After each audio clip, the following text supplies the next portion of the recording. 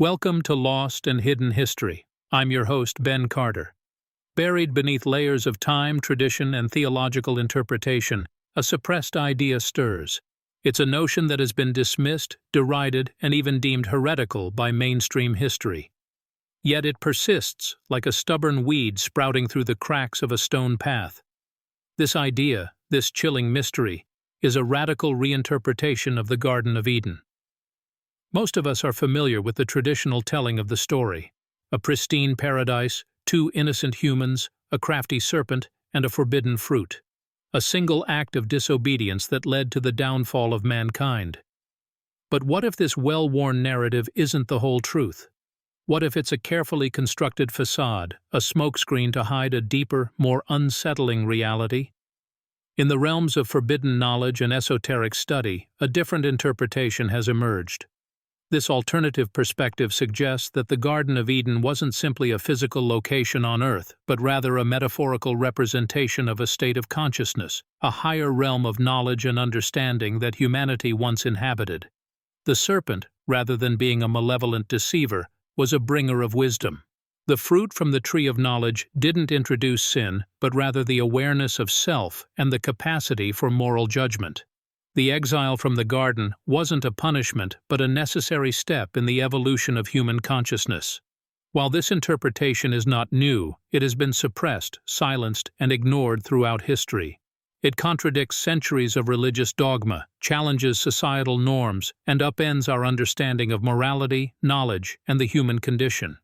Yet, the seeds of this idea have survived, spreading quietly under the surface of our collective consciousness, waiting for the right moment to bloom. This series aims to unearth this buried knowledge, to pull back the veil of the mundane and peer into the extraordinary. We will journey through ancient texts, explore forgotten philosophies, and delve into the hidden corners of human history to uncover the real story of the Garden of Eden. Let's step away from the beaten path and venture into the shadowy realms of the unknown. Are you ready to shed old beliefs and embrace the possibility of a different truth? The journey begins now. The historical context in which the traditional interpretation of the Garden of Eden was established is crucial to understanding how the alternative interpretation was suppressed. The early Christian Church, beginning in the 1st century AD, was embroiled in a fierce struggle for identity and influence in a Roman Empire that was predominantly pagan. Defined by its opposition to the surrounding culture, the early Church worked to distinguish itself from other religions and philosophies. This struggle for identity was mirrored in the Church's interpretation of the Genesis narrative. The Garden of Eden was painted as a physical paradise lost through human disobedience, and the serpent was vilified as the embodiment of evil and deception. This interpretation served as a moral lesson emphasizing obedience to God and the inherent sinful nature of mankind. It also created a clear demarcation between good and evil, an essential tenet for a religion trying to assert its unique identity in a complex polytheistic world. This interpretation and its implications became deeply ingrained in the cultural fabric of European societies as Christianity spread. By the Middle Ages, the Church had become a dominant political and cultural force, and its doctrines shaped many aspects of life. The Garden of Eden narrative, with its emphasis on obedience and sin, served to reinforce the Church's authority and control. Alternative interpretations, such as the one we are exploring, were seen as threats to this authority. Scholars and philosophers who dared to challenge the mainstream interpretation often faced severe punishment, from excommunication to execution. This climate of fear and repression effectively silenced dissenting voices and maintained the status quo. The suppression of alternative interpretations of the Eden story didn't stop at the borders of Europe. As European powers colonized other parts of the world, they brought with them their religious beliefs. Indigenous cultures, with their own interpretations of creation stories, often more aligned with the alternative Eden narrative, were systematically erased or forced to assimilate into the dominant Christian worldview. Cultural taboos, political pressures, and fear of persecution have all contributed to the continued suppression of the alternative interpretation of the Garden of Eden. But despite these obstacles, the seeds of this interpretation have survived, hidden in ancient texts, whispered in secret societies, and passed down through generations, waiting for a time when they could once again see the light of day. So let's continue our journey, peeling back the layers of history, dogma, and suppression to unearth the truth about the Garden of Eden. A truth that may not only change how we view this ancient story, but also how we understand the nature of knowledge, wisdom, and human consciousness. The document that challenges the accepted narrative of the Garden of Eden is an ancient text known as the Nag Hammadi Library. This collection of early Christian and Gnostic texts was discovered in 1945 near the town of Nag Hammadi in Egypt. The finders were two Egyptian farmers, Muhammad Ali Saman and his brother, who stumbled upon a sealed storage jar while digging for fertilizers. Hoping for a valuable discovery, they broke open the jar to reveal 13 leather-bound papyrus codices, containing over 50 texts. The Nag Hammadi Library is written in Coptic, an ancient Egyptian language. The texts are believed to have been translated from Greek, the original language of many early Christian writings. The library is a treasure trove of Gnostic literature, including Gospels, poems, and myths that offer insight into the philosophical and theological debates of the early Christian era. Many of these texts were considered heretical by the mainstream church and were thus excluded from the canonical New Testament. Among the texts found in the Nag Hammadi Library is the Gospel of Thomas, which contains a version of the Garden of Eden story that significantly deviates from the narrative in the book of Genesis. According to the Gospel of Thomas, the serpent in the Garden of Eden is portrayed not as the embodiment of evil, but as a liberator, an enlightener who imparts knowledge to Adam and Eve. This knowledge allows them to see beyond their physical existence and realize their divine nature. This interpretation directly challenges the mainstream Christian narrative, which depicts the serpent as the deceiver who instigates the fall of humanity. In the Gospel of Thomas, the serpent is instead seen as a catalyst for humanity's spiritual awakening. This portrayal paints the act of eating from the tree of knowledge not as sinful disobedience, but as a necessary step towards enlightenment. The uncovering of the Nag Hammadi Library and its contents has opened a new window into the diverse and often contentious world of early Christian thought. It has challenged the traditional understanding of the Garden of Eden, offering a fresh perspective on the roles of the serpent, Adam, and Eve. The Gospel of Thomas and the other texts of the Nag Hammadi Library serve as a testament to the richness and complexity of early Christian and Gnostic beliefs, reflecting a vibrant and dynamic period of religious exploration and debate. The discovery of these texts has shed light on a chapter of religious history that was nearly lost, offering us a deeper understanding of the evolving narratives of the Garden of Eden. Delving deeper into the implications of the alternative interpretation of the Garden of Eden story found in the Gospel of Thomas, it becomes clear how this variation threatens to expose the power structures embedded in established religious doctrines. The traditional narrative typically portrays Adam and Eve as victims of their own curiosity and disobedience, succumbing to the machinations of a deceitful serpent. This portrayal emphasizes obedience to divine authority and the inherent sinfulness of humanity, themes that have long been central to many Judeo-Christian doctrines. However, if we consider the serpent as a liberator rather than a deceiver, the dynamics of the story shift dramatically. In this light, the event in the garden becomes a moment of awakening, a revelation of humanity's inherent divinity. It posits that the knowledge of good and evil was not a poisonous fruit but a liberating truth, suggesting that enlightenment and spiritual independence are not sins but integral aspects of human nature. This interpretation implies a fundamental challenge to the concept of original sin, a cornerstone of many Christian doctrines. If the act of seeking knowledge is seen not as an act of defiance, but as a step towards spiritual growth, the basis for humanity's inherent sinfulness becomes less steady. This could potentially destabilize centuries-old theological interpretations and the very understanding of morality within a religious context. Moreover, this alternative perspective on the Garden of Eden story questions the authority of religious institutions that have, for centuries, interpreted and taught these narratives. If the serpent, traditionally seen as the embodiment of evil, can be reinterpreted as a liberator, what other aspects of religious texts might warrant re-examination? This opens up a Pandora's box of questions about the interpretation and control of sacred texts. threatening to expose the extent to which religious narratives can be shaped by the vested interests of those in power. Exploring the Gospel of Thomas and other texts from the Nag Hammadi library allows us to understand how varied and nuanced early Christian thought was. These texts offer us a lens to examine how religious narratives evolve and how these evolving narratives can reflect, reinforce, or challenge the structures of power and authority in society. They remind us that the stories we hold sacred are not static, but are subject to interpretation and reinterpretation, each offering a unique window into the human quest for understanding and spiritual growth.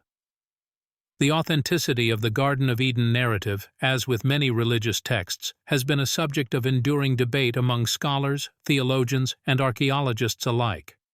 The story, as described in the book of Genesis in the Bible, has been interpreted and reinterpreted over the centuries. Yet, concrete evidence supporting the physical existence of the garden still remains elusive. From a theological standpoint, the narrative has been largely accepted as allegorical, a symbolic depiction of humanity's fall from divine grace. Many religious scholars maintain that the story was never intended to be viewed as a historical account, but rather as a lesson about disobedience, temptation, and the consequences of sin. On the flip side, some have endeavored to validate the story's historicity through archaeological evidence. Researchers have proposed various locations for the Garden of Eden, from Iraq to Armenia, based on the rivers named in Genesis. Some have even linked the story to ancient Sumerian texts describing a lush, paradisiacal land. However, these theories have largely been met with skepticism by the wider scientific community due to the lack of substantial, empirical evidence.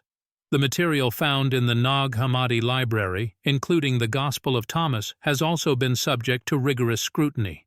Discovered in 1945, these texts have been dated to the early Christian era, between the 2nd and 4th centuries. However, their authenticity and influence on early Christian thought have been contested. Some scholars argue that the Gnostic texts reflect a heretical offshoot of Christianity, while others view them as an integral part of the diverse early Christian landscape. Additionally, the narrative's perceived challenge to the foundational concept of original sin has sparked fierce theological debate. While some theologians see the reinterpretation as an affront to long-standing religious doctrines, others argue that it offers a necessary critique of institutionalized religion and encourages individual spiritual exploration. In the end, the Garden of Eden's narrative and its multiple interpretations provide a fascinating study of the interplay between religion, history, and human understanding. The ongoing debates around its authenticity and interpretation underscore how religious narratives can be both reflections of and influences on societal norms and structures. As we continue to probe these ancient stories, we uncover not only insights into our past, but also new perspectives that challenge our understanding of spirituality, morality, and the human condition. The suppression of alternate interpretations of the Garden of Eden story, particularly those found within Gnostic texts, is a complex issue with far-reaching implications. Over the centuries, various methods have been employed to maintain a singular interpretation of the Genesis account. These strategies range from outright censorship and ridicule to more subtle methods such as academic dismissal or the disappearance of contradicting documents. The establishment of canonical texts during the formation of the early Christian Church was a significant act of suppression. The Council of Nicaea, in the 4th century, under the guidance of Emperor Constantine, canonized a specific set of Christian beliefs and texts which included the Genesis account of Adam and Eve. Other texts and interpretations, including the Gnostic texts discovered at Nag Hammadi, were declared heretical, effectively censoring them and suppressing their dissemination. Ridicule has also been a potent tool used to delegitimize alternate views. Scholars and theologians proposing different interpretations of the Garden of Eden story have often faced derision from their peers, their theories dismissed as unfounded or heretical. This tactic serves to maintain the status quo by discouraging dissent and making it socially and professionally costly to challenge established interpretations. In some cases, texts that offered alternative views simply disappeared from the historical record. It's speculated that many of these works were intentionally destroyed to prevent their ideas from spreading. The survival of the Nag Hammadi texts in this context is quite remarkable. Buried in jars and hidden away, they lay undiscovered for centuries, escaping the fate that befell many other non-canonical texts. Academic dismissal has also played a significant role in suppression. Many mainstream theologians and scholars have dismissed the Gnostic interpretations of the Garden of Eden story as fringe beliefs, unworthy of serious consideration. This dismissal not only limits the range of interpretations but also stigmatizes those who propose or support such views. But who stands to benefit from such suppression? The answer lies in the power structures of organized religions and institutions. Maintaining a singular interpretation of religious text allows for a controlled narrative, one that supports established doctrines and reinforces the authority of the Church. It also discourages individual spiritual exploration, thus keeping the power in the hands of the institution. In the next phase of our exploration, we will delve deeper into the varied interpretations of the Garden of Eden story, looking beyond the traditional narrative. We'll examine how these interpretations challenge the established narratives, offering fresh perspectives on spirituality, morality, and the human condition. The Garden of Eden story has implications beyond the historical and theological. It reaches into the spiritual, philosophical, and even the occult. It is in these dimensions that the story becomes a mirror, reflecting humanity's understanding of itself and its origins. In the Kabbalistic tradition, the Garden of Eden is seen as a metaphor for the spiritual state of unity and harmony, a state of being where humanity and divinity are not separate but intertwined. This interpretation suggests a more profound understanding of humanity's divine nature and potential. The expulsion from the garden is then seen not as a punishment, but as a necessary step in humanity's spiritual evolution. In philosophical terms, the Garden of Eden story can be seen as an exploration of the human condition. It raises questions about free will, morality, and the nature of good and evil. The story presents humanity's first exercise of free will, choosing knowledge over obedience. The choice and its consequences can be seen as a metaphor for the human condition, the struggle between desire and duty, between curiosity and compliance. The occult interpretation of the Garden of Eden delves into the symbolism and hidden meanings within the story. The serpent, often associated with wisdom and transformation in occult traditions, is seen as an enlightener rather than a deceiver. The fruit of the tree of knowledge is viewed as an initiation into the mysteries of existence, a gateway to enlightenment. These alternate interpretations challenge the traditional narrative and offer fresh perspectives on the story, opening up new avenues of understanding. They invite us to reconsider our assumptions about our origins, our nature, and our purpose. However, these interpretations are not without controversy or opposition. They challenge the established narratives and doctrines, and by doing so, they threaten the power structures that rely on a singular interpretation. They encourage individual spiritual exploration and empowerment, which can be seen as a threat to institutional control. The exploration of the spiritual, philosophical, and occult dimensions of the Garden of Eden story reveals its depth and complexity. It illuminates the story's potential as a tool for personal and collective understanding and transformation.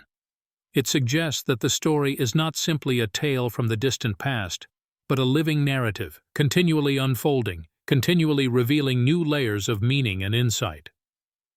The echoes of the Garden of Eden, its truths, myths, and mysteries reverberate deeply in modern culture. Art, literature, music, and film continually draw upon the rich symbolism of the Eden narrative. Each new interpretation adds another layer of resonance, further entrenching the story in our collective consciousness. In popular culture, the Garden of Eden is often used as a metaphor for an idyllic past or a lost paradise. It represents a state of innocence and purity that has been irrevocably lost through knowledge or experience. This theme is common in literature and film, where characters often yearn for a return to a simpler, more innocent time. But beyond the mainstream, in the world of conspiracy theories and underground movements, the Garden of Eden story takes on an even more intriguing role. It ignites the imagination and fuels speculation, becoming a potent symbol of hidden knowledge and suppressed truths. In the realm of conspiracy theories, Eden is often associated with lost civilizations, ancient aliens, and secret societies. Some suggest that Eden was not a garden, but an advanced civilization destroyed in a prehistoric cataclysm. Others propose that the serpent was not a snake, but an extraterrestrial being who gifted humanity with knowledge and technology. These theories, while often dismissed by mainstream scholars, capture the public imagination. They offer an alternative narrative, a different interpretation of our past that challenges the established histories and orthodoxies. They appeal to our curiosity, our desire for mystery and intrigue, and our fascination with the unknown. In underground movements, the Garden of Eden story is often used as a symbol of resistance and liberation. For instance, in the environmental movement, Eden represents an ideal of harmony with nature, a state of balance that has been disrupted by industrialization and exploitation. The story serves as a call to action, urging humanity to restore this lost equilibrium and preserve the earth for future generations. In the world of esoteric spirituality, Eden is seen as a state of consciousness, a realm of divine knowledge accessible through meditation or visionary experience. The serpent, the fruit, and the tree of knowledge are viewed as symbols of spiritual awakening, representing the power of consciousness to transcend mundane reality and grasp the divine. From popular culture to conspiracy theories and underground movements, the Garden of Eden story continues to resonate, inspire, and provoke. It remains a potent symbol of our shared heritage, our quest for knowledge, and our yearning for transcendence. It serves as a reminder of our potential, our fallibility, and our enduring capacity for growth and transformation.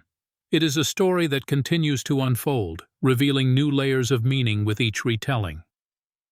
There's an intriguing thread of thought that suggests the Garden of Eden might have been located not on Earth, but off-planet. This is a theory that extends into the realm of ancient astronaut hypotheses, which posit that extraterrestrials have influenced human history. The proponents of this theory argue that biblical references to Eden were actually veiled accounts of an advanced alien civilization. They posit that the fruit from the tree of knowledge was not an actual fruit, but a metaphorical representation of advanced technology or knowledge provided by these alien beings.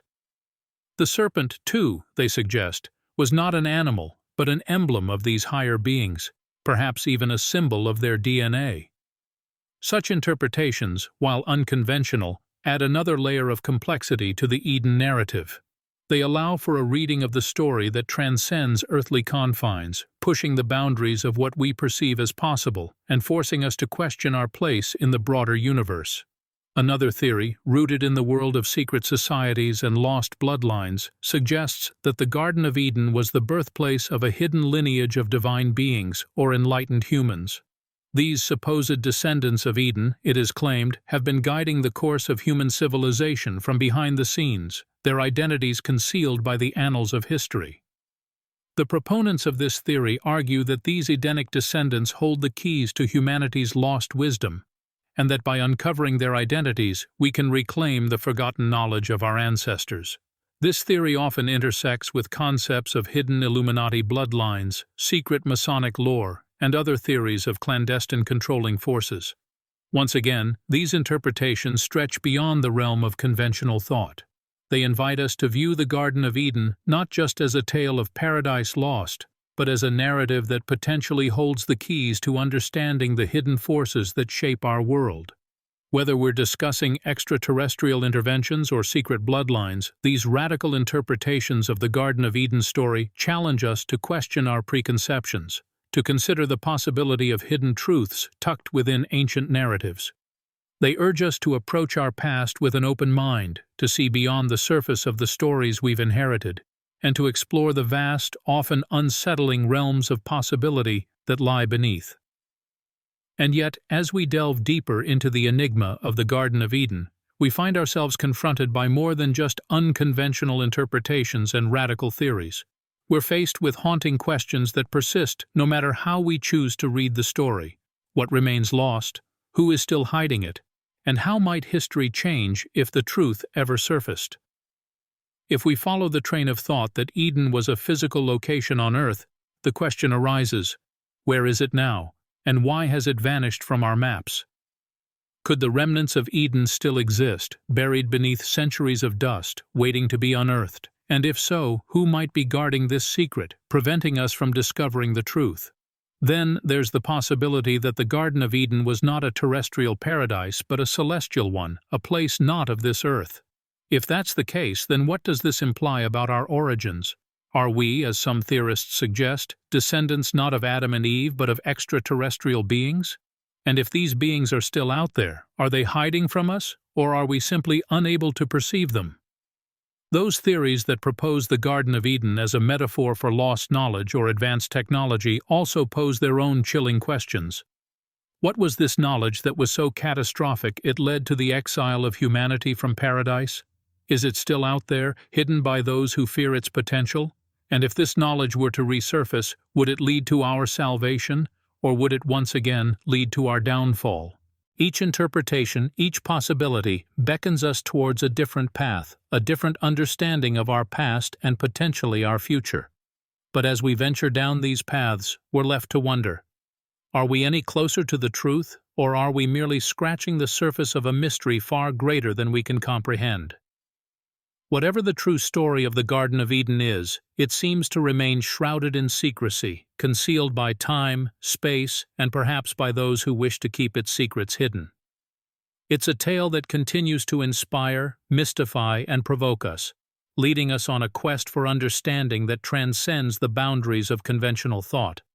So, as we close this exploration, we leave you to ponder.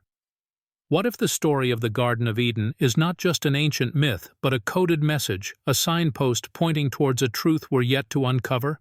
And if that's the case, then what might we find when we finally decipher it? Thanks for listening. This has been Lost and Hidden History. If you enjoyed today's episode, be sure to follow us wherever you listen to podcasts. And if you'd like to support the show, subscribe to the Forbidden Knowledge Network on Patreon. Subscribe now.